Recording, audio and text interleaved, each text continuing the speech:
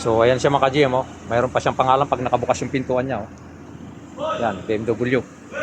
Yan, black BMW to. Ito isa na mga BMW na X1 mga ka-GM. Ngayon i-reset natin to yung kanyang engine oil life kasi change oil lang kasamahan ko to. Ngayon, ito naka-Arabic siya. Pupunta lang tayo sa settings niya dito. Para ma-ano natin sa language sa English ito. Yan, tapos ito English UK. So, English na siya. Back to home tayo. Tapos ito, titignan natin yung kanyang vehicle status sa langis. Kung tama ba yung nilagay niyang langis, no? Ito, titignan natin yung oil level. Titignan muna natin start measurement natin. Yan, progress siya ng up to 100% yan. Pag nag 100% makikita natin kasi wala itong oil dipstick sa makina niya mga ka-GM, no? So ngayon dito lang natin sa instrument cluster makikita dito sa gitna. Yan, oh. Tapos pagkatapos niyan, i-reset natin yung kanyang engine oil life. So ayan, no, ang makikita na po ninyo yung kanyang langis, tamang-tama lang sa maximum. Kasi ang nilagay niya rito halos 5 liters. 2023 model na BMW na X1 20i. So ngayon, i-reset natin gamit natin tong computer mga ka-GM. Kasi hindi ma-reset to pagka hindi natin gamit yung computer. Ito, on lang natin yung computer. So dito tayo ngayon mga ka-GM sa maintenance. Yan, kasi i-reset natin yung kanyang engine oil life. Tapos dito, CBS, reset UDS.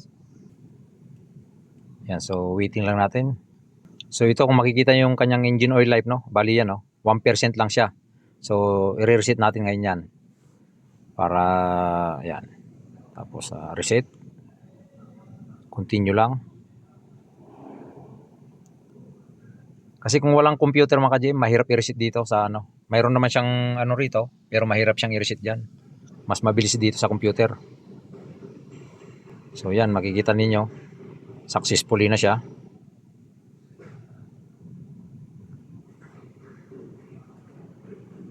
Engine oil, reset, please wait.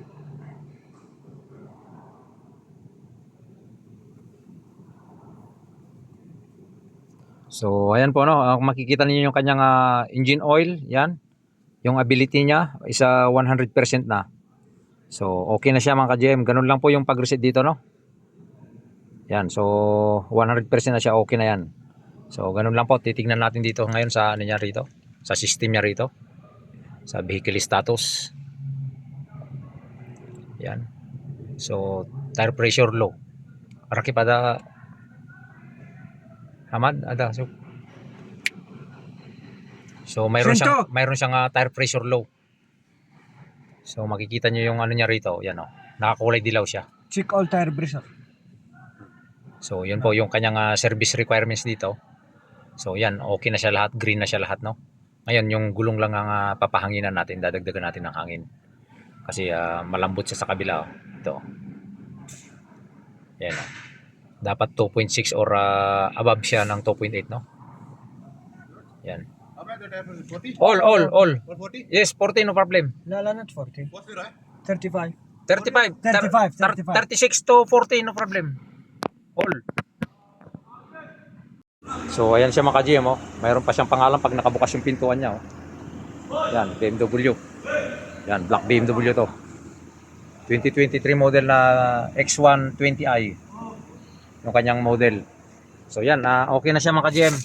Na-reset na natin lahat yung kanyang rito. Yan, vehicle status. Yan, oh. Naka-green na siya lahat mga ka-GM. So ayan po, at maraming salamat po sa patuloy niyong panonood at suporta sa aking mga videos. Yan, maraming salamat. GM Autotech.